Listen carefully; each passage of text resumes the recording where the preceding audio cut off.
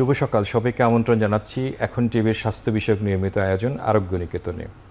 আমরা কথা বলবো ৩৬ জুলাই ২০২৫-এর স্বাস্থ্য খাতে প্রাপ্তি এবং প্রত্যাশা নিয়ে। আমাদের এই আলোচনার জন্য স্টুডিওতে উপস্থিত আছেন জাতীয় অধ্যাপক ডক্টর AK আজাদ খান, কমিশন প্রধান, স্বাস্থ্য খাত সংস্কার কমিশন ও সভাপতি বাংলাদেশ ডায়াবেটিক সমিতি। আরও উপস্থিত আছেন ডক্টর আবু মোহাম্মদ জাকির হোসেন, সদস্য স্বাস্থ্য খাত সংস্কার কমিশন ও সভাপতি কমিউনিটি ক্লিনিক স্বাস্থ্য সহায়তা ট্রাস্ট। স্যার, আপনাদেরকে স্টুডিওতে আমন্ত্রণ জানাচ্ছি। ধন্যবাদ। গত একটি বছর আমরা জানি যে বাংলাদেশে একটি গণঅভ্যুত্থান হয়েছিল, একটি বিপ্লব হয়েছিল ৫ই আগস্ট, যেটাকে আমরা ৩৬ জুলাই বলে থাকি। সেই সময় থেকে বাংলাদেশের মানুষের অন্যান্য প্রত্যাশার সাথে সাথে কিন্তু স্বাস্থ্য খাতে একটি প্রত্যাশা তৈরি হয়েছিল, অনেক বেশি প্রত্যাশা ছিল। আপনার দৃষ্টিতে এই সময়কালে বাংলাদেশ স্বাস্থ্য খাতে কী অর্জন করেছে? না, এটা কমিশন হলো, কমিশন অনেক ডেলিবারেশন করে একটা প্রস্তাবনা সরকারকে দিয়েছে।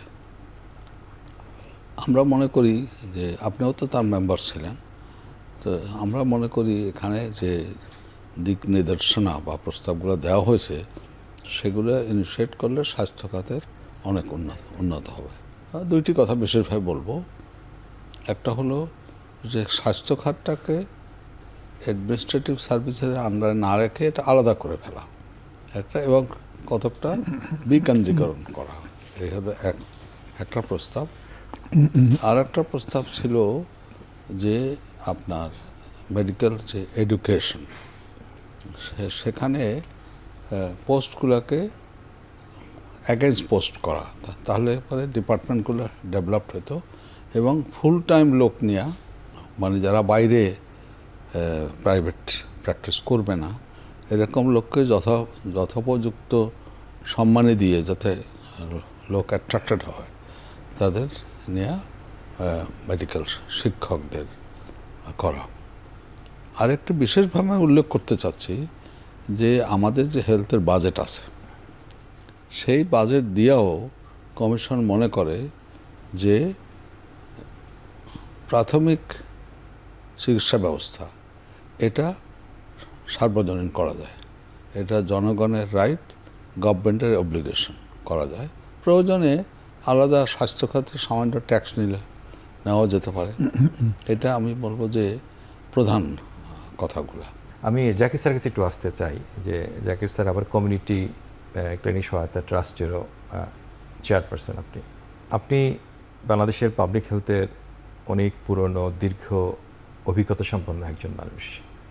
স্বাস্থ্য খাতের সংস্কার কমিশন যে সমস্ত রিপোর্ট দিয়েছে এবং সেই রিপোর্টের ভিত্তিতে আজকে ৯১তম দিন চলছে, এর মাঝখানে এটা বাস্তবায়নের জন্য কোনো কার্যকর পদক্ষেপ কি আপনার চোখে পড়েছে? আমরা যে প্রস্তাবগুলো দিয়েছি, আমি প্রথমেই বলবো যে এগুলো খুবই বাস্তব এবং খুবই প্রয়োজনীয়, খুবই গুরুত্বপূর্ণ এবং প্রয়োজনীয়।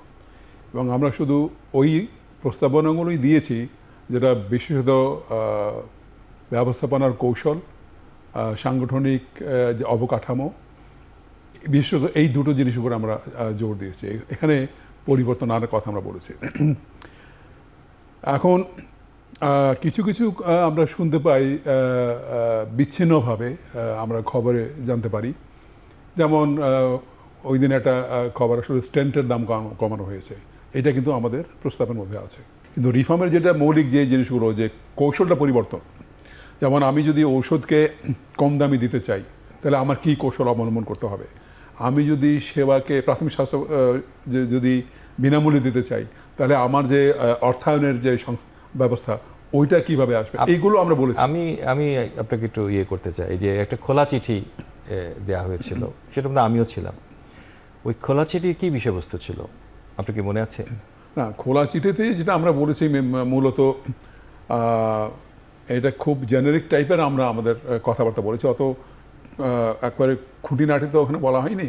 ওখানে আমরা মাননীয় প্রধান উপদেষ্টাকে বলেছি যে উনি যে চিন্তাভাবনা নিয়ে, যে উদ্দেশ্য নিয়ে আমাদেরকে নেতৃত্ব দেওয়া শুরু করেছেন, নেতৃত্ব দিচ্ছেন, উনি কিন্তু চেষ্টা করলে এই যে আমাদের যে আশাগুলো আছে, আমাদের যে প্রত্যাশাগুলো আছে, সেগুলো কিন্তু উনি এগিয়ে নিয়ে যেতে পারেন।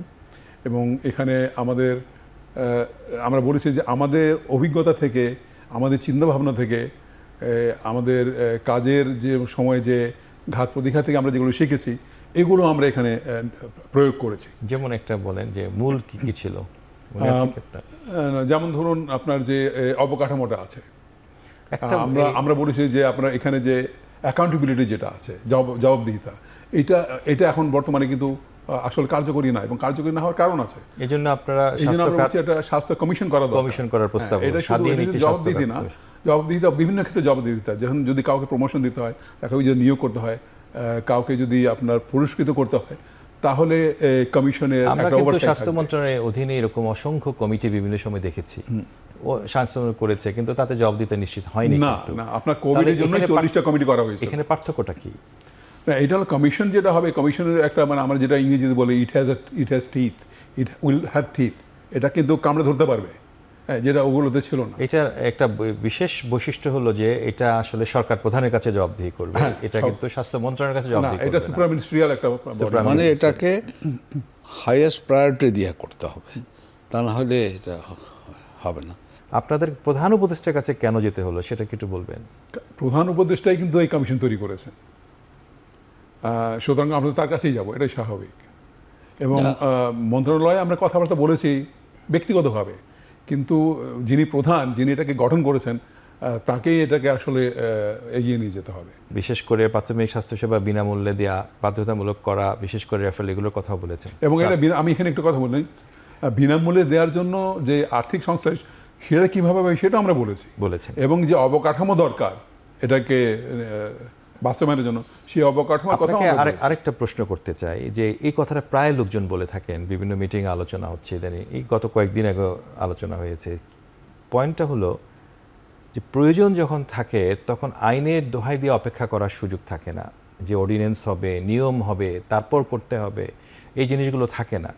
যখন আমাদের এই জুলাই বিপ্লব হলো, 36 জুলাই বিপ্লব হলো, 5ই আগস্ট যখন আসলো, তখন কিন্তু প্রয়োজনের তাগিদেই কিন্তু একটি সরকার গঠিত হলো, সেটা কিন্তু সুপ্রিম কোর্টের রেফারেন্স দিয়ে জাস্টিফাইড হলো। কিন্তু সুতরাং প্রয়োজন যখন থাকে তখন কিন্তু এরকম কাঠামোগত পদ্ধতি অনুসরণ করার কিছু না। অন্তর্বর্তীকালীন সরকার তো কোনো অর্ডিন্যান্স দেওয়া হয়নি, তাহলে আমরা যাদের কমিশন করতে চাই সেখানে অর্ডিন্যান্স প্রয়োজনে একটা গেজেট নোটিফিকেশন দিয়ে করতে পারে।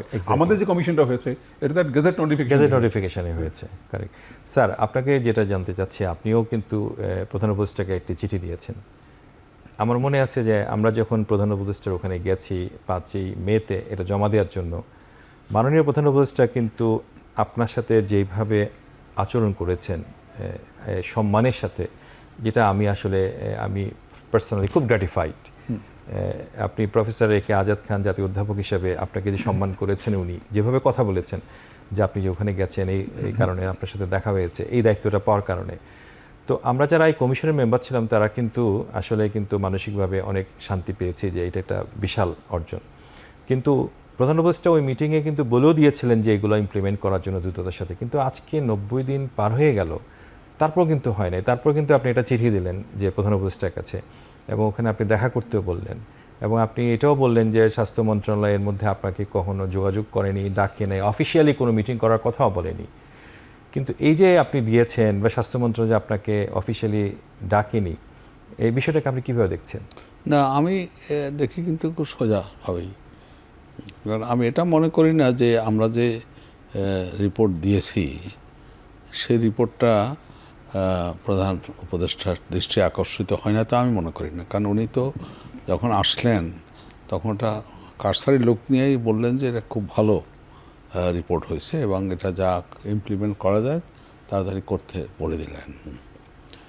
তো বিভিন্ন, যেহেতু আমরা কমিশন মেম্বার ছিলাম, পাবলিকের কাছ থেকে এক্সপেকটেশন, পাবলিক ইনকোয়ার করে, হচ্ছে আমরা তো কি হচ্ছে আমরা জানি না, তো সেজন্য আমরা এই কমিশনের কিছু মেম্বারদের তাগিদে আমরা মনে করলাম যে একটা চিঠি দিলে হয়তো এটা পাবলিককে জানানো বা আলাপ দরকার হলে করবে। সেজন্য এটা তো এরকম না কোনো প্রেশার ক্রিয়েট করা বা তা নয়, এটা হলো যে কি হচ্ছে আর একটু এক্সপেরাইট করে যাতে, এটা তো ঠিক যে আপনি কি স্যার কোনো নৈতিক তাগিদ অনুভব করেন যে আপনি একটা কাজ তৈরি করা হলো, বাংলাদেশের ইতিহাসে ইভেন পাকিস্তান ইতিহাসে কোনো স্বাস্থ্য কমিশন হয়নি। যেভাবে ঐক্যমত কমিশন কাজ করেছে, কাজ করে যাচ্ছে, এবং এটাতে আমরা সবাই আশাবাদী হচ্ছি যে বাংলাদেশে পরিবর্তন আসছে। তো স্বাস্থ্য খাতের পরিবর্তনের জন্য আপনি কি কোনো তাগিদ অনুভব করেন যে এটার ব্যাপারেও সরকারের এগিয়ে আসা দরকার? স্বাস্থ্য খাত তো এক অর্থে সব কমিশনই তো ইম্পর্ট্যান্ট। তো এখন যে কমিশনগুলা পাবলিকলি কাজ করছে এটা মেইনলি অ্যাডমিনিস্ট্রেটিভ বা পলিটিক্যাল ইস্যু নিয়ে কাজ করছে। তো নিশ্চয়ই এই সময়ের ভিতরে, সময়েরও তো স্বল্পতা আছে, তো আমরা বিশেষভাবে চিঠি দিতে আমি রাজি হলাম এই জন্য যে যদি এই সরকার জিনিসটা ইনিশিয়েট না করে যায় তাহলে হয়তো এটা আলোর মুখ নাও দেখতে পারে, বা দেখতে পারে। সেই তাগিদেই আমরা দিয়েছি অন্য, এবং আমি মনে করি যে এটা তাদের দৃষ্টি আকর্ষিত হবে, এবং এটা একটা তাহলে যুগান্তকারী পদক্ষেপ হবে, পজিটিভ সাইডে পদক্ষেপ হবে।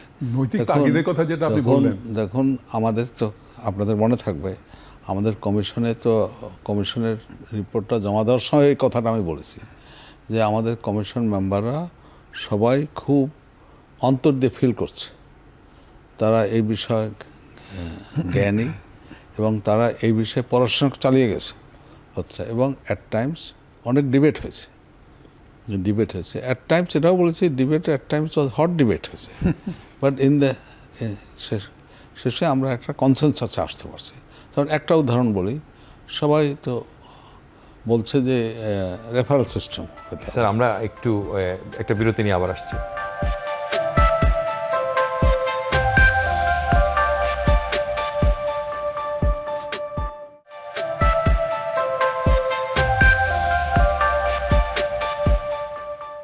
স্যার বিরতির আগে যা বলছিলেন, রেফারেল হলো একটা সিস্টেমের মধ্যে, আপনার একটা প্যাকেজের মধ্যে যখন থাকে মানুষ, তার মধ্যে রেফারেল আসে।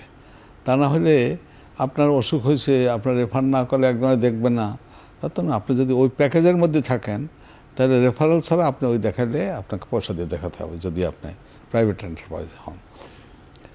তো সুতরাং এই কথার কথা বলছি আর কি, তো মানুষের ভুল ধারণাও তো আছে। তো সুতরাং আমরা যতই চাই না কেন, বাংলাদেশ এখন এই পর্যায়ে নাই যে আমরা কম্প্রিহেন্সিভ ইউনিভার্সাল হেলথ কেয়ার দিতে পারি মানুষকে, অতখানি আর্থিক সঙ্গতি আমাদের নাই। We came to A consensus, সবাই একত্র হয়েছে যে প্রাইমারি হেলথ কেয়ারটা দেওয়ার ক্যাপাসিটি আমাদের আছে। এটার বিষয়টা ছিল আসলে সকলের উদ্দেশ্য ছিল একটি ভালো কিছু আউটপুট বের, সকলের উদ্দেশ্য ছিল রাষ্ট্রের কল্যাণ, স্বাস্থ্য খাতের কল্যাণ। এই উদ্দেশ্যে কিন্তু আলোচনা বা ডিবেটগুলো হয়েছে, সেটা যে পর্যায়ে হোক। এটা এক একজনের স্যার স্কুল অফ থট তো এক এক রকম থাকে। স্যার আপনি যেন নৈতিক বিষয় নিয়ে কী বলতে চাচ্ছিলেন? হ্যাঁ, আমি এটা নৈতিকতা আমাদের উপরেও বর্তায়, কিছু কিছু যারা আমাদেরকে নিয়োগ করেছেন তাদের উপরে বর্তায়। সরকার কিন্তু বেশ প্রায় আমার হিসাবে 4 কোটি, আপনি আরও ভালো বলতে পারবেন, 4 কোটি টাকা ব্যয় করেছে অনারিয়াম দেওয়া, মানে আপনার জরিপ করা, এই সমস্ত ব্যাপারে। এবং আমরা মিটিংয়ে যে কাজ করেছি তার চেয়ে অনেক বেশি কাজ আমরা ঘরে বসে করেছি, অনেক বেশি কাজ। আমি তো মনে করি অন্তত 10 গুণ বেশি কাজ আমরা ঘরে বসে করেছি।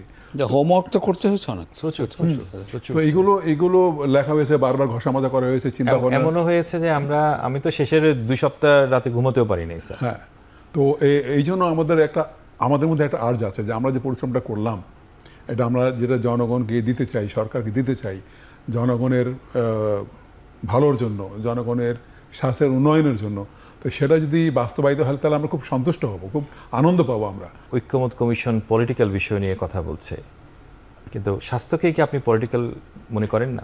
আমরা যারা জনস্বাস্থ্যে লেখাপড়া করেছি, প্রথমে আমরা একটা জিনিস শিখেছি, হেলথ ইজ পলিটিক্স।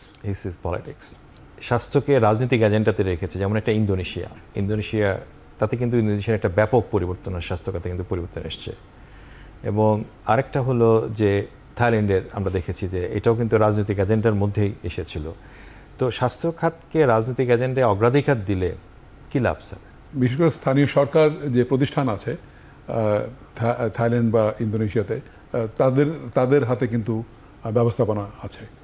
তো তবে সেখানে মানে যারা রাজনীতিবিদ তারা ঠিক এক্স্যাক্টলি তারা না, তারা নিয়োগ করেন, মানে যারা অভিজ্ঞতা সম্পন্ন, ওই সংশ্লিষ্ট বিষয়ে কাজকর্ম করার লেখাপড়া করার অভিজ্ঞতা আছে তাদেরকে নিয়োগ করেন। তো এখানে আসলে রাজনৈতিক নেতা যারা আছেন এবং আমাদের যে স্বাস্থ্যসেবার প্রদানকারী যে ব্যক্তিবর্গ আছেন তাদের মধ্যে একটা মেলবন্ধন প্রয়োজন, একজন আরেকজন বুঝতে হবে। কারণ আপনি স্থানীয় সরকারের যদি একটা সহায়তা থাকে, একটা আন্ডারস্ট্যান্ডিং থাকে, এবং এখানে যদি তারা যদি আমাদেরকে টেকনিক্যালি না বাট পলিটিক্যালি যদি একটা সাপোর্ট দেয়, আমাদেরকে যদি প্রোটেকশন দেয়, তাহলে আমরা যেভাবে কাজ করতে পারি সেটা কিন্তু অনেক বেশি জনগণকে। একটা কথা স্যার খোলা চিঠিতে ছিল যে এটাকে বলা ছিল যে জুলাই যে ঘোষণার মধ্যে চার্টারে আসার জন্য, এটা কেন বলা হলো স্যার?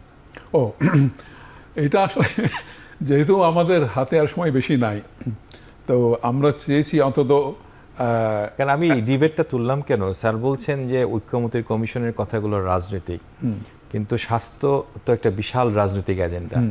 এই রাজনৈতিক এজেন্ডার কোনো শব্দ কিন্তু জুলাই চার্টারে আসেনি। তার মানে রাষ্ট্রের স্বাস্থ্যের প্রতি আসলে মানে খুব বেশি সুনজর নাই। জুলাই চার্টারে যদি আমাদের যদি কথাগুলো না থাকে তাহলে এগুলি এমনি কিন্তু পিছিয়ে যাচ্ছে, তাহলে পুরাই সবাই ভুলেই যাবে এই বিষয়টা, ইম্পর্টেন্স কম হয়ে যাবে। হ্যাঁ, হয়তো পিছনে পড়ে থাকবে, ভুলে যাবে, ওহো এটা তো তখন করা হয়নি, এখন তো আর সময় নাই। এইটা যাতে মানে কারোর মুখ দিয়ে না বেরোয়, সেজন্য আমরা ভাবলাম যে সুস্বাস্থ্য না থাকলে তো একটা রাষ্ট্রের উন্নয়ন সম্ভব না। কমিশনের অন্যতম প্রস্তাব একটি স্বাধীন ও স্থায়ী বাংলাদেশ স্বাস্থ্য কমিশন গঠন করা হোক, যা স্বাস্থ্যখাতের পরিকল্পনা, তদারকি, মানচিত্র, নিয়ন্ত্রণ ও জবাবদিহিতা নিশ্চিত করবে এবং সরাসরি আপনাকে রিপোর্ট করবে। এটা তো আমি তো শুরুতেই বললাম, এটা একটা মেইন সাজেশন তো, যে স্বাস্থ্য কমিশন সরাসরি হেড অফ দ্য গভর্নমেন্টের কাছে। এর সুবিধা কি স্যার, আপনি কি সুবিধা আশা করছেন? আমি যদি কাইন্ডলি পারমিশন দেন প্লিজ। স্বাস্থ্য মন্ত্রণালয়েরও কিন্তু জবাবদিহিতা আছে প্রধান উপদেষ্টা বা প্রধানমন্ত্রী তাদের কাছে, কিন্তু সেই লিঙ্কটা খুব শক্তিশালী না। কারণ প্রধানমন্ত্রী বা প্রধান উপদেষ্টা ওনারা এতগুলো মন্ত্রণালয় নিয়ে কাজ করেন, সেখানে স্বাস্থ্য মন্ত্রণালয়ের যে লিঙ্কটা ওটা খুবই দুর্বল। তো এইখানে যদি আমরা একটা কমিশন থাকে, তাহলে কমিশন সুপ্রিম মিনিস্টার কমিশন হবে। এইটা আসলে স্বাস্থ্য মন্ত্রণালয়কেও একটু পর্যালোচনা করবে, একটু রিভিউ করবে, এবং সরাসরি প্রধানমন্ত্রী বা প্রধান উপদেষ্টা তার কাছে এই জিনিসগুলো নিয়ে যাবে। এই নিয়ে যাওয়াটা কিন্তু অন্য কারোর পক্ষে সম্ভব না। খোলা চিঠিতে একটা কথা বলা ছিল যে স্বাস্থ্য খাত কোনো একক মন্ত্রণালয় বা সেবায় সীমাবদ্ধ নয়। এটি জাতীয় উন্নয়নের মূল স্তম্ভ, যা মানব সম্পদের বিকাশ, সামাজিক নিরাপত্তা, অর্থনৈতিক স্থিতিশীলতা, সম অধিকারের মূল ভিত্তি গঠন করে। একটি কার্যকর, ন্যায়ভিত্তিক, টেকসই স্বাস্থ্য ব্যবস্থা ছাড়া জাতির উন্নয়ন কল্পনা করা যায় না। এই যে উন্নয়নের কথা বলা হয়েছে, এই একটা বিষয়।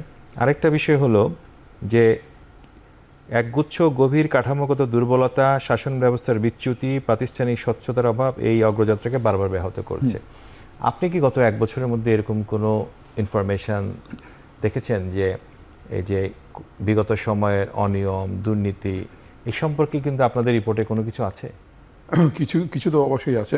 আপনার আরবান হেলথ সার্ভিস বলে একটা কথা আমরা শুনি, কিন্তু আসলে এটা কারা করবে এটা নিয়ে সুস্পষ্ট ধারণা নেই। এটা করতে গেলে যে অর্থায়ন দরকার সেটা কোনো ব্যবস্থা নাই। যারা আরবানের কাজ স্বাস্থ্য সেবা দেবেন সেই জনবল নাই, সেই দৃষ্টিভঙ্গি নাই, সেই অভিজ্ঞতা নাই। তাহলে এটা হলো একটা সেক্টর, এখানে হেলথ সেক্টরের সাথে কোনো সমন্বয় নাই। বা আপনি যদি পুষ্টির কথা বলেন, এগ্রিকালচারের সাথে কিন্তু হেলথের একটা সম্পর্ক আছে, এমনকি পানি সম্পদের সাথে হেলথ একটা সম্পর্ক আছে। এই সমন্বয়টা কিন্তু নাই। এই ইন্টারসেক্টরাল সমন্বয়টা আছে, এটা কিন্তু নাই। যদিও পুষ্টির জন্য কিন্তু আমাকে অনেকগুলো ইন্টারসেক্টরাল লিডারশিপ লাগবে আর কি, সেটা তো স্বাস্থ্য মন্ত্রণালয়ের একার পক্ষে সম্ভব না। এই জন্য স্বাস্থ্য মন্ত্রণালয় একার পক্ষে কিন্তু এটা বাস্তবে সম্ভব না। এই জন্য মাননীয় প্রধান উপদেষ্টার সরাসরি হস্তক্ষেপ আপনারা কামনা করেছেন, আপনি স্যার সরাসরি চেয়েছেন, এবং খোলা চিঠিতেও কিন্তু আসলে এটা এসেছে। স্যার আপনার কাছে যেটা আর একটু আসতে চাই, যে আপনি প্রায় এই কথাটা বলে থাকেন যে সার্বজনীন প্রাথমিক স্বাস্থ্যসেবা ইত্যাদি বলেছেন স্যার। আপনি শহর অঞ্চলে প্রাথমিক স্বাস্থ্যসেবার বাস্তব চিত্র কি, এবং আপনি কি পেয়েছিলেন, এবং কেন আপনার কাছে মনে হলো যে শহর এলাকায় প্রাথমিক স্বাস্থ্যসেবা নাই বাস্তবে? আমি বলবো যে শহরটা নাই, আমি বলবো না। এটাকে যে অবকাঠামো আছে তার মধ্যে এটা ঢোকানো যায়। আমি একটা কথা বলছি, অর্গানাইজ তো কিছু নাই স্যার, অর্গানাইজ নাই তা ঠিক, কিন্তু আমি কথা বলছি একটা অর্গানাইজেশন করে, ধরেন ঢাকা মেডিকেল কলেজ, সেখানে প্রাথমিক স্বাস্থ্যসেবা খোলা যায়, মানে আমাদের কর্নারে খোলা যায়। সুতরাং এরকম জিনিসটাকে খুলে সমন্বয় করতে হবে, সেটাই আমরা পয়েন্ট আউট করছি। একটা জিনিস আমার যতক্ষণ মনে আছে, আমরা রিপোর্টে করার সময় আলোচনা করেছিলাম যে আমরা আসলে মেডিকেল কলেজগুলোকে আসলে মেডিকেল কলেজ হিসাবে রাখতে চাই এডুকেশন পারপাসে। এটা হলো আসলে হসপিটালটা হলো এডুকেশন ল্যাবরেটরি, যারা মেডিকেল কলেজে পড়বেন পোস্ট গ্রেডেও তাই, ইউনিভার্সিটি মেডিকেল ইউনিভার্সিটিগুলো তাই। প্রাথমিক স্বাস্থ্যসেবাতে যারা নেবেন বেশিরভাগ মানুষেরই কিন্তু ওই একটা প্রাথমিক স্বাস্থ্যসেবা লেভেলে কিন্তু সেবা পেলে তার কিন্তু আর পরবর্তী টায়ারে যাওয়ার প্রয়োজন নাই। তাতে করে কিন্তু এই যে ওভারবার্ডেন সিচুয়েশন সব জায়গাতে, এগুলো কিন্তু কমানো সম্ভব। এতে কি রাষ্ট্রের আর্থিক ব্যয় কমবে বলে মনে হয় স্বাস্থ্য খাতে? এটা যদি আমরা প্রফেসর আজাদ প্রথমে শুরুতেই বলেছিলেন রেফারেল কথাটা, এখন আমরা যদি প্রাথমিক স্বাস্থ্য পরিচর্যার যে অবকাঠামো আছে এটা যদি শক্তিশালী করতে পারি, জনগণের আস্থা যদি এর মধ্যে তৈরি হয়, তাহলে তারা প্রথমেই সেখানে যাবে এবং সেখান থেকে কিন্তু রোগ প্রতিরোধ, রোগ নিয়ন্ত্রণ এবং পুষ্টির উন্নয়ন, এই কাজগুলো ওখান থেকে হবে। এগুলো কিন্তু ক্লিনিক্যাল বিষয় না। এটা যদি আমরা করতে পারি, ছোটোখাটো চিকিৎসা যদি দেওয়া যায় সেখানে, শুধু ওই পর্যায়ে যে সেবাগুলো দেওয়া যাবে না সেগুলো যদি রেফার করা হয়, তাহলে উপর দিকে কিন্তু রোগী যাওয়ার সংখ্যা অনেক কমে যাবে। তাহলে উপর দিকে যারা বসে আছেন তারা কিন্তু অনেক দামি মানুষগুলো বসে আছেন, কনসালটেন্ট বা ওই ধরনের, তো তারা কম রোগী পাবেন এবং রোগীকে বেশি সময় দিতে পারবেন এবং তার মানে কোয়ালিটি ইমপ্রুভ করবে। আর আরেকটা হলো, যেহেতু সব লোক যে ওখানে ভিড় করবে না, তাহলে আমার তো ওইখানে যে ওষুধ প্রাপ্তির বিষয়টা আছে, অন্যান্য যন্ত্রপাতিগুলো আছে, আমি ছোটোখাটো যন্ত্রপাতি আমি বড় প্রতিষ্ঠানে নিয়ে যাব, মেনটেন করার যে খরচটা আছে সেটা আমার ওখানে বেঁচে যাচ্ছে, বা রোগীর পিছনে যে মাথা পিছু ব্যয় হয় সেটা কিন্তু অনেকখানি কমে যাবে। তো এটা কিন্তু যদি আমি প্রাথমিক স্বাস্থ্য পরিচর্যাকে যদি বিনা মূল্যে দিতে পারি আস্থাভাজনভাবে, তাহলে আমাদের ধারণা হলো যে উপরের দিকে অনেক কম খরচে এবং ভালো খরচ কিন্তু মানে টার্সিয়ারি লেভেলে খরচ, সেকেন্ডারি লেভেলে খরচ কিন্তু অনেক কমে যাওয়ার কথা। একই খরচে বেটার স্বাস্থ্যসেবা, বেটার স্বাস্থ্যসেবা দেওয়া সম্ভব স্যার, একদম চমৎকার বলছেন স্যার। এবং এখানে তো আমরা কমিশন যে আমরা যে রিপোর্ট দিয়েছি সেখানে তো বলেই দিয়েছি যে প্রাথমিক স্বাস্থ্যসেবা অ্যাজ ডিফাইন্ড বাই WHO, কারণ এটা টাইম টু টাইম তো চেঞ্জ হয় সেটা। আমি এই প্রসঙ্গে একটা কথা বিশেষভাবে উল্লেখ করতে চাই, সেটা হলো স্বাস্থ্য ব্যবস্থার পৃথিবীব্যাপী আমূল পরিবর্তন হয়ে যাচ্ছে। টার্সিয়ারি কেয়ার এর ডিমান্ড কমে যাচ্ছে, আরও কমে যাবে, কারণ মানুষ যত তার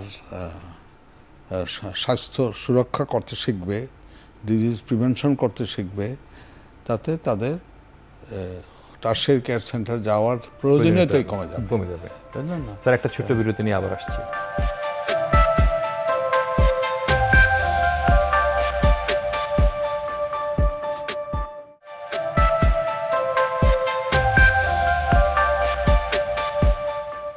স্যার আপনাকে একটু জিজ্ঞেস করতে চাই যে অনেকগুলো ডিবেটস অ্যান্ড কন্ট্রোভার্সিস বারবার তৈরি হয় বাংলাদেশে, এরকম একটা দলিল সামনে থাকার পর এটা বাস্তবায়নের যে সুযোগ স্বাস্থ্য মন্ত্রণালয় বা সামগ্রিকভাবে রাষ্ট্র নিতে পারে, আমরা কতগুলো বড় চ্যালেঞ্জের মুখে আছি। একটা হলো আমরা জানি না যে স্বাস্থ্য খাতকে আমরা আগামী দিন কিভাবে ডিজাইন করব, তার কিন্তু কোনো পরামর্শ কি এখানে আছে? যেমন হেলথ সেক্টরের ভবিষ্যৎ পরিকল্পনা কি হতে পারে, যে আমরা কিভাবে করব, কিভাবে পরিকল্পনা গ্রহণ করব, এ ব্যাপারে কি স্বাস্থ্য খাত সংস্কার কমিশনের কোনো প্রস্তাবনা ছিল? আমরা এই কমিশনে রেকমেন্ডেশন তৈরি করতে যেয়ে যে ধারাটা অনুসরণ করেছি, এটা হলো বিশ্ব স্বাস্থ্য সংস্থার যে 6টা উপাদান আছে স্বাস্থ্য ব্যবস্থাপনার, এগুলোকে যেমন জনবল, ঔষধ এবং যন্ত্রপাতি, স্বাস্থ্য তথ্য, তারপরে স্বাস্থ্য অর্থায়ন, স্বাস্থ্যসেবা, প্রাথমিক স্বাস্থ্যসেবা, পাবলিক হেলথ, এবং এই 6টা এলিমেন্টের আলোকে কিন্তু গভর্নেন্স এবং স্টুয়ার্ডশিপ, তো এইগুলোর আলোকে কিন্তু আমরা মোটামুটি স্বাস্থ্য ব্যবস্থাপনা এবং নেতৃত্ব দিতে গেলে যা যা প্রয়োজন সেগুলো আমরা এখানে দিয়েছি।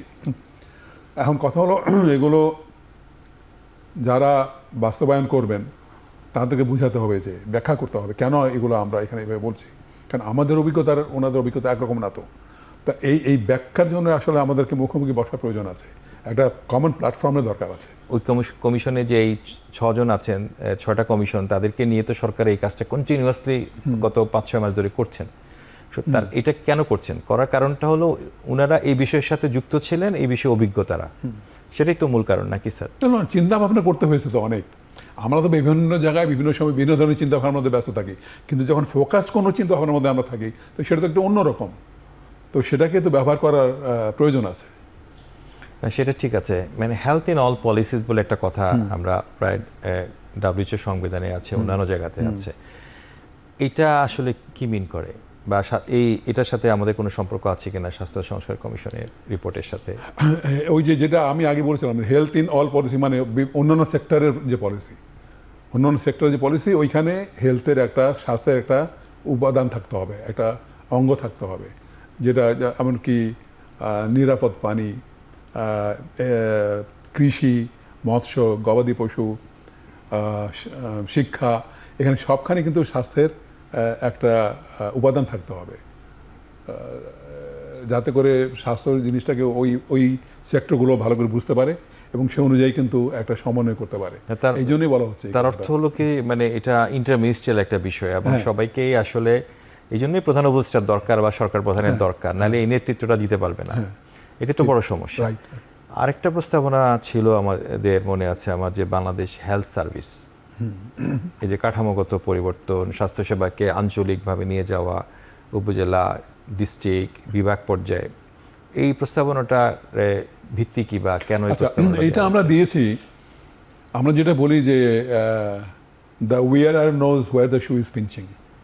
এখন একজন উপজেলাতে যিনি কাজ করেন, উনি যে সমস্যাগুলো মুখোমুখি হন, এটা কিন্তু উপর থেকে বোঝা মুশকিল, কারণ সমস্যার রূপটা, গভীরত্ব, এর পারিপার্শ্বিকতা, এগুলো যিনি বোঝেন উনি সমাধান করতে পারেন, কিন্তু সমাধান যদি উপর থেকে আসতে হয় তো উনি এগুলো বুঝবেন না এবং এত সময় চলে যাবে, তখন আরেকটা সমস্যার সমাধান হবে, সমস্যা ক্রিয়েট হবে।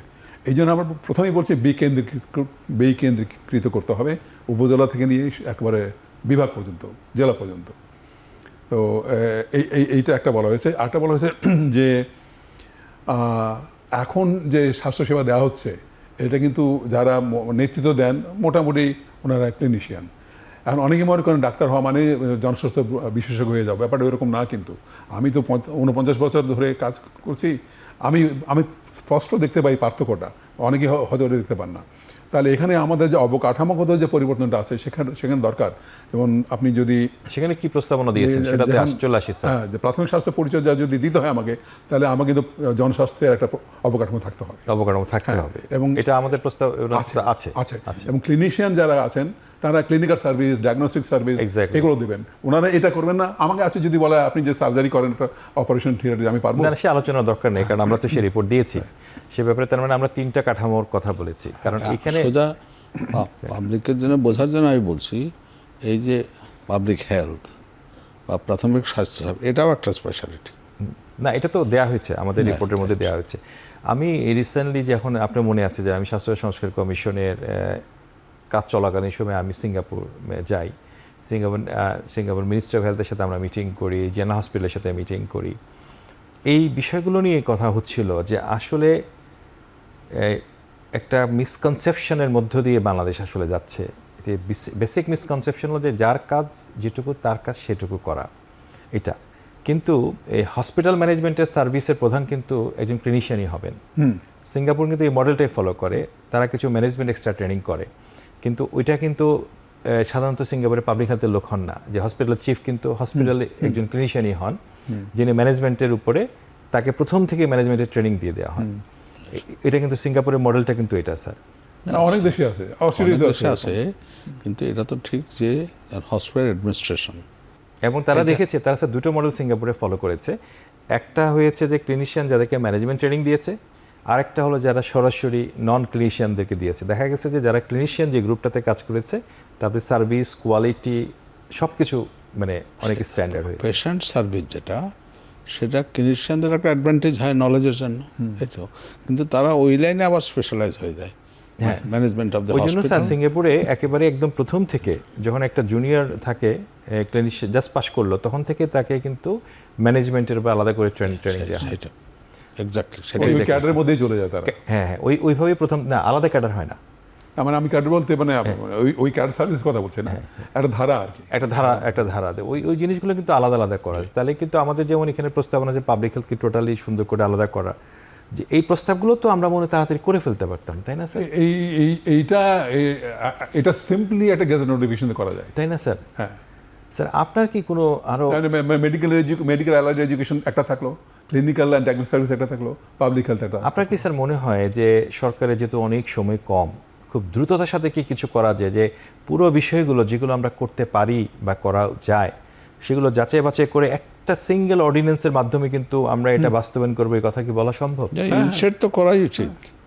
ইনিশিয়েট, এই সরকার ইনিশিয়েট না করে গেলে এটা হবে কিনা সন্দেহ। তাহলে স্যার এটা কি তাহলে কি আপনি কি কোনো উদ্যোগ নেবেন যে মাননীয় প্রধান উপদেষ্টার সাথে, আপনি তো এটা চিঠি অলরেডি দিয়েছেন, আমরা তো চিঠিতে পত্রপত্রিকাতে দেখলাম। বলেছি উনি সময় দিলে, এখন তো তার জন্য সময় দেওয়া তো কঠিন, তা তো ঠিক। হেলথ মিনিস্ট্রিকে বলতে পারেন সময় দেওয়ার জন্য। এখানে একটা কথা বলি, অর্ডিন্যান্সের কিন্তু শুধু একটা ইস্যু নিয়ে অর্ডিন্যান্স করতে হবে এমন কোনো কথা নাই। যেমন লোকাল গভর্নমেন্ট মিনিস্ট্রির যে একটা আইন আছে 2009-10, ওখানে 11টা না 12টা চ্যাপ্টার আছে। তো আমরা এখানে 3-4টা চ্যাপ্টার দিয়ে একটা অর্ডিন্যান্স করতে পারি। হ্যাঁ, এটা একটা হতে পারে যে পুরো রিপোর্টটা নিয়েই কিন্তু বলা যেতে পারে যে এই রিপোর্টটা এইভাবে বাস্তবায়ন করার জন্য সিদ্ধান্ত গৃহীত হলো। এটা আস্তে আস্তে হবে, সময় ধরে হবে, দীর্ঘদিন ধরে হবে। সেটা তো সময় লাগবে। হ্যাঁ, অর্ডিন্যান্স কিন্তু 1 মাসের মধ্যে করা যায়, বাকি বাস্তবায়নটা হয়তো 2 বছর অর্ডিন্যান্স লাগবে। আসলে 24 ঘন্টায় করা যায়। অর্ডিন্যান্সের জন্য আসলে কারণ সব শুধু আইন মন্ত্রণালয়ের ভাষাটা লাগবে। হ্যাঁ, আইন মন্ত্রণালয়ের ভাষা লাগবে, আপনারা তো এক্সপার্ট আছেন। এই জন্যই আসলে এটাই জাস্টিফাইড যে স্বাস্থ্য খাত সংস্কার কমিশনের স্যার যে কথাগুলো বলেছেন, আমি স্যারের চিঠিটা যেটা পড়ে দেখলাম যে, এবং খোলা চিঠিও দেখলাম, সেটা দুটো মিলে আমার কাছে মনে হলো যে স্যার আসলে স্বাস্থ্য খাত সংস্কার কমিশনে যারা কাজ করেছেন তাদের আর যেমন বেশি এই বিষয়ে বাস্তবায়িত হোক তারা চাচ্ছেন, এবং সেই বিষয়টাই আসলে গত 90 দিনের মধ্যে সেই রিফ্লেকশনটা আসলে আসেনি।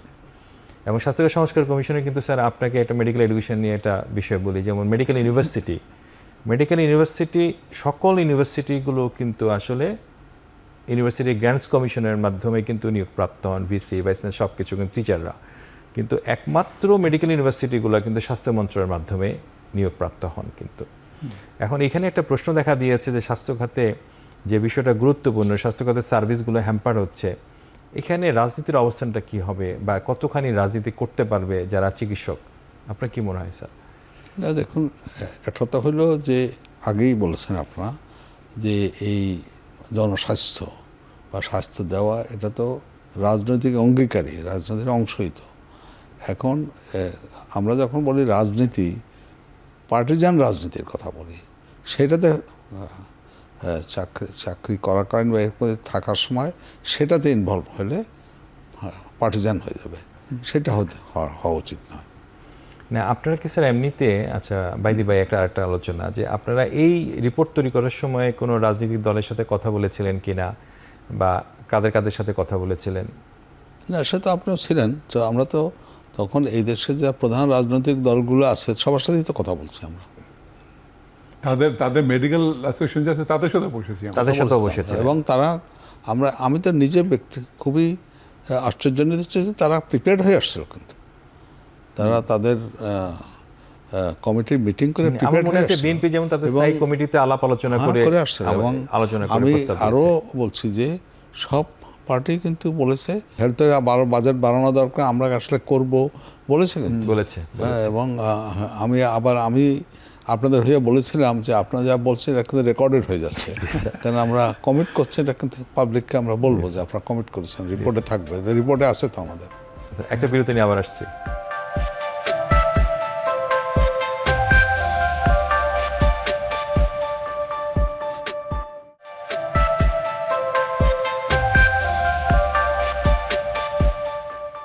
জাকির স্যারকে এখন প্রশ্ন করতে চাই, যেহেতু আপনি সরকারি কাজ দীর্ঘদিন ধরে সরকারি কাজ করেছেন, স্বাস্থ্য খাতের পরিবর্তনে এই আমরা যেমন বাংলাদেশ হেলথ সার্ভিসের কথা বলছি, জুডিশিয়ারি ক্যাডার সার্ভিসের মতো, আপনি একটা ছোট্ট কথা আমাকে বলতে পারবেন কিনা জানি না, যে একজন যুগ্ম সচিব সরকারের তরফ থেকে যে সুযোগ সুবিধা ভোগ করেন, একজন অধ্যাপক কি সেটা ভোগ করেন কিনা, বা ডিরেক্টর ধরেন ডিজি অফিসের ডিরেক্টর কি সেটা ভোগ করেন কিনা? না, আমি এটা একটা অন্যভাবে বলি। ওটা হলো যে বাংলাদেশ হেলথ সার্ভিস এই অন্যান্য ক্যাডার সার্ভিসের মতো হওয়া উচিত কিনা, বা এখন যেভাবে আছে এভাবে থাকবে বা থাকা উচিত কিনা। আপনি তো একটা প্রস্তাব দিয়েছেন, সে আমরা বলেছি সেটা না, এটা বলেছি আমরা ওই আলোকেই বলেন আপনি। হ্যাঁ, এটা স্বাধীন হবে, এবং এখন যেমন ডিজি অফিস থেকে একটা চিঠি যায়, তখন মিনিস্ট্রি থেকে সিনিয়র সেক্রেটারি আবার ওটাকে উপরে ওঠায়। স্বাস্থ্য কিন্তু খুবই কমপ্লেক্স একটা ইস্যু, টেকনিক্যাল ইস্যু।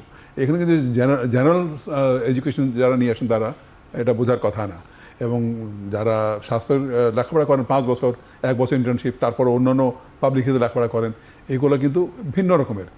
তাহলে এই একবার এখানে একটা সিদ্ধান্ত হলো, পরে ওটাকে আবার ফাইনাল ওখানে যে সিদ্ধান্ত হলো, এটা তো কোনো প্রয়োজন নাই। পৃথিবীতে কোথাও কিন্তু, যেমন আমি আমেরিকার কথা জানি, ক্লিনিক্যাল সার্ভিস কিন্তু ওখানে পুরো প্রাইভেটাইজ, কিন্তু পাবলিক হেলথটা কিন্তু ওখানেও সরকারের হাতে। এবং সবচেয়ে মজার ব্যাপার, পাবলিক হেলথ যিনি হেড, ওনার ডেজিগনেশন হলো সার্জন জেনারেল।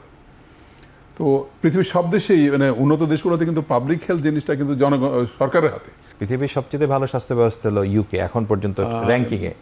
ইউকে সেকেন্ড সময় ছিল ভালো, না এখনো তাই। ফিনল্যান্ড, সুইডেন, নরওয়ে এগুলোকে বলা হয়। তাই ঠিক আছে, কিন্তু এখন পর্যন্ত টপ র্যাঙ্কিং যদি আমরা যদি দেখি, র্যাঙ্কিং এর মধ্যে কিন্তু ইউকে অনেক উপরে এখন আছে, পর্যন্ত। কিন্তু ইউকে এখনো পড়ে যাচ্ছে। না সেটা ঠিক আছে, কিন্তু ইউকে ইনিশিয়েট করছিল না এখনো তাই স্যার, এখনো টপ র্যাঙ্কিং ইউকে। এবং তার সাথে সাথে কিন্তু আপনি যে নর্ডিক কান্ট্রিগুলোর কথা বলছেন, অন্য কান্ট্রি, এগুলো গিয়েছে, হোল ইউরোপের সিস্টেমটা কিন্তু, পাবলিক হেলথ সিস্টেমটা কিন্তু স্যার পুরোপুরি কিন্তু সরকারি, অলমোস্ট সরকার বহন করেন, ইনক্লুডিং কানাডা। সারা পৃথিবীরই কিন্তু বেশিরভাগ দেশগুলো কিন্তু সরকার বহন করে থাকে। যেখানে ইউনিভার্সাল হেলথ কেয়ার আছে সেখানে সরকারের হাতে। তো বাংলাদেশে কি এটা সম্ভব না স্যার? সেটাই তো আমরা বলছি সম্ভাবিত। কি করে আমরা বলছি যে universal health care as a whole আমাদের ফাইন্যান্সে সম্ভব নয় এখনো, কিন্তু primary health care as defined by WHO এটা আমাদের মিনসের মধ্যেই আছে। সেটা কিন্তু আমরা রিকমেন্ড করেছি যে এটা গভর্নমেন্টের অব্লিগেশন এবং সিটিজেন রাইটস হিসেবে কাউন্ট। মিনসে আমাদের ইউকের যে ন্যাশনাল হেলথ সিস্টেমের যে মডেলটাতে, ওইসব দেশগুলো কিন্তু বেসিক সার্ভিসগুলো লিমিট করা থাকে, যে কতটুকু পর্যন্ত আসলে নিজের সরকার বহন করবে আর কতটুকু অতিরিক্ত হলে তাকে নিজেকে পে করতে হবে। এটা কিন্তু সারা পৃথিবীর, এবং কানাডিয়ান সিস্টেমও তাই। কিন্তু যেরকম স্ক্যান্ডিনেভিয়ান কান্ট্রিজ, এমনকি ইউকেতেও ওর নাম হলো ন্যাশনাল হেলথ সার্ভিসেস মধ্যে এভরিথিং ইজ কাভার্ড। মানে এইটা এর দূর পর্যন্ত হবে, এর বেশি হলে নিজের পকেট হবে তা না, কিন্তু এভরিথিং কাভার্ড। শুধু তাই না, মানে ফিলোসফিটা হলো যে মানুষ সে করবে, কন্ট্রিবিউট করবে as per his income, but he will get the service as much as ওটা তার স্যালারি থেকে আগেই চলে যাবে। ন্যাশনাল হেলথ সার্ভিস যেটা আছে এটা কিন্তু বেভারেজ মডেল, আমরা জানি সবাই, তাই না? বেভারেজ মডেল, ওটা কিন্তু জেনারেল ট্যাক্স থেকে। আর জার্মানি যেটা আছে বিসমার্ক মডেল, সেটার মধ্যে কিন্তু হেলথ ইন্স্যুরেন্স, ওটা ন্যাশনাল হেলথ ইন্স্যুরেন্স, সেটা আপনি কিভাবে ডেলিভার করবেন থ্রু ইন্স্যুরেন্স, সেকেন্ডারি ইস্যু। হ্যাঁ, কিন্তু ইন প্রিন্সিপল আগে সিদ্ধান্ত নিয়ে ফেলতে হবে, ইন প্রিন্সিপল যে আমরা আসলে। এবং যেটা আমি বলতেছিলাম যে তো সরকার কেন করতে চায় না বাংলাদেশে? বারবারই আমরা একই হোঁচট খাচ্ছি, হচ্ছে না, যাচ্ছে না, কেন চাচ্ছে না? মনে হয় যেন ধরে নিয়েছে যে অর্থায়ন করা যাবে না, কিন্তু আমরা কিন্তু, আমার কাছে তো মনে হচ্ছে অর্থায়ন করা যাবে, কারণ প্রাইমারি হেলথ কেয়ারের খরচ তো অনেক কমে যাবে, সেকেন্ডারি হেলথ কেয়ার তো কমে যাবে। তাছাড়া যারা পে করতে পারে তাদেরকে কেন বিনা পয়সা দেবো? তাদের থেকে নিয়ে বরং সাবসিডি করা যায় যারা গরিব তাদের জন্য। শুধু সেটা না স্যার, আপনি যদি এই বাধ্যতামূলক রেফারেল সিস্টেম জারি করতে পারেন বা তৈরি করতে পারেন, তাহলে কিন্তু সেকেন্ডারি টার্সিয়ারি লেভেলে এমনিতেই রুগী কমে যাচ্ছে। তাহলে কিন্তু ওভারঅল একটা মডেল তো তৈরি করা সম্ভব। ফাইন্যান্সিং মডেল তো আমরা সাজেস্ট করেছি। হ্যাঁ, financing model, primary health care তো করা সম্ভবই, তাই তো আমরা রিকমেন্ড করেছি। ওইটাই, এবং এটাও রিকমেন্ড করেছি যে প্রয়োজনে একটু হেলথ লেভিও ইম্পোজ করতে পারে। সেটা প্রয়োজন হলে তখন দেখা যাবে, এটা সেকেন্ডারি। না তা কিন্তু মিনস তো যে, এবং আমার নিজের মাইন্ডে আমি শিওর যে পাবলিককে সার্ভিসটা দিলে পাবলিক দরকার হলে একটু হেলথ ট্যাক্স দিতে রাজিও থাকে। আমরা সোশ্যাল কর্পোরেট সোশ্যাল রেসপন্সিবিলিটি ফান্ডের কথা বলেছি, আমরা সিন ট্যাক্সের কথা বলেছি, আমরা এমনকি ক্রাউড ফান্ডিংয়ের কথা বলেছি, তারপর ওই যে কি বলে বিভিন্ন জায়গাতে ট্যাক্স ব্রিজে এখানে মানে আসলে হচ্ছে কি এই বিষয়টাতে ফোন থেকে এই বিষয়টাতে এত কথা বলা আছে যে বিষয়টা আসলে আলোচনাটা কিন্তু উচিত ছিল যে প্রধান উপদেষ্টা কিন্তু বলেছিলেন আমাদের সাথে যে এখন থেকে এটা ইমপ্লিমেন্ট হবে, কিন্তু আমরা 90 দিনের মধ্যেও কিন্তু শুরু করতে বলছিল। তাহলে এই 90 দিন যদি আলোচনাগুলো হলো আমরা কিন্তু একটা জায়গায় চলে যেতাম। আমরা তো চিঠি দিলাম যেহেতু যে শুরু করেছে এটা আমরা জানি না, পাবলিক ইনকোয়ার করছে তাই চিঠি দিলাম, এই তো। না স্যার, সেটাই স্যার, আপনি পাবলিকের পক্ষ থেকে নিজের দায়িত্ববোধ থেকে এটা করেছেন। আমি এখানে একটা কথা বলবো, সেটা হলো সব কিছুর জন্য টাকা লাগে না। আপনার ভালো নেতৃত্ব যদি থাকে, ভিশনারি নেতৃত্ব থাকে, কমিটেড ডেডিকেটেড ওয়ার্কার যদি থাকে, তাহলে কিন্তু তারা যে সার্ভিসটা দেবে এটার জন্য এক্সট্রা পয়সা লাগে না।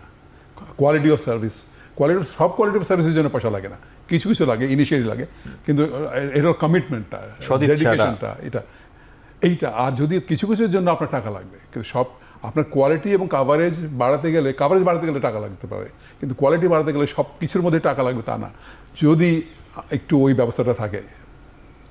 গুড লিডার, আমার যতখানি স্যার মনে পড়ে, আপনি বোধহয় শেষ মুহূর্তে আমরা যেহেতু হেলথ সেক্টরের আমাদের দীর্ঘদিন থেকে হেলথ সেক্টর যেটা ছিল, যেভাবে কাজ করছিল আমাদের HNPSPর যে মডেলটা কাজ করছিল, সেটা তো নাই এখন আর না। মানে সেটা তো যদিও আরো 2 বছর পর্যন্ত প্ল্যানিং কমিশন করতে বলা হয়েছে, সেটা তো অলরেডি নাই।